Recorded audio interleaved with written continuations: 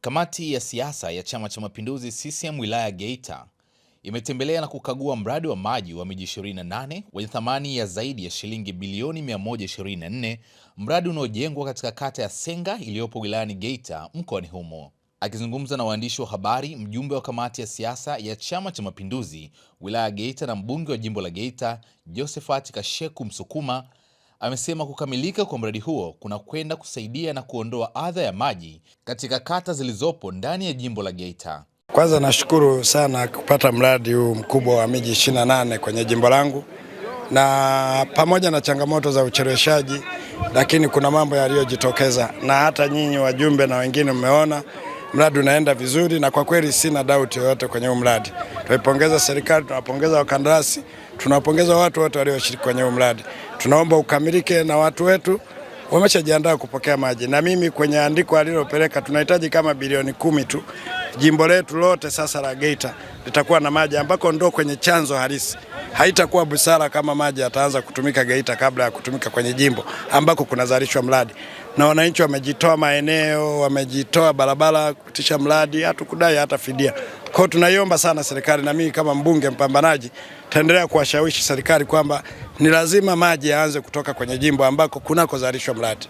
Mradi huu umeanza mwaka 2023 mwezi wa 4, na mradi huu kwa sasa umefika 80%.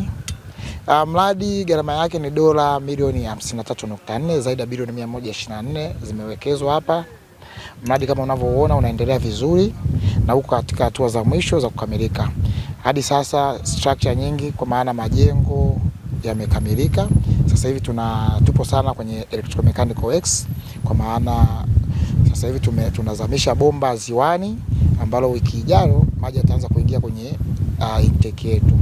Kwa maana lita milioni 46 zitakuja kuingia kwenye intake, lakini zitachujwa zibaki lita milioni 45 kwa ajili ya kupelekwa maeneo ya mijini na maeneo yaliyolengwa. Lengo la mradi huu kuhudumia vijiji 19 vilivyopo Geita DC na kata zote 13 za manispaa ya Geita. Kama tunavyosema, mradi huu unaendelea utekelezaji wake. Kwa sasa hivi tupo katika hatua za kuanza kufunga pumps, kwa maana zipo kwenye meli nyingine na nyingine zimeshaanza kuwasili, lakini pia transformer tunaona zimeshafika.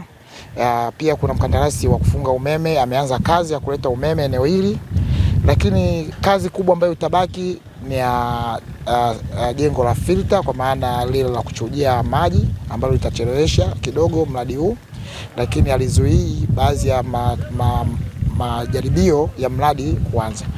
Matarajio yetu ni mradi huu kufikia mwezi wa 9 mwishoni, kama sio wiki ya kwanza au ya pili ya mwezi wa 10, pampu zote zimeshafungwa na baadhi ya kazi za majaribio zianze.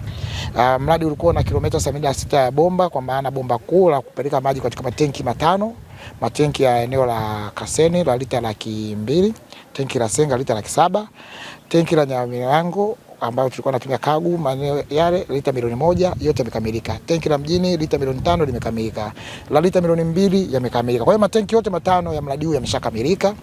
Ya eneo la booster almost 90% imekamilika. Kwa hiyo kwa mradi kwa percentage tunasema 82%.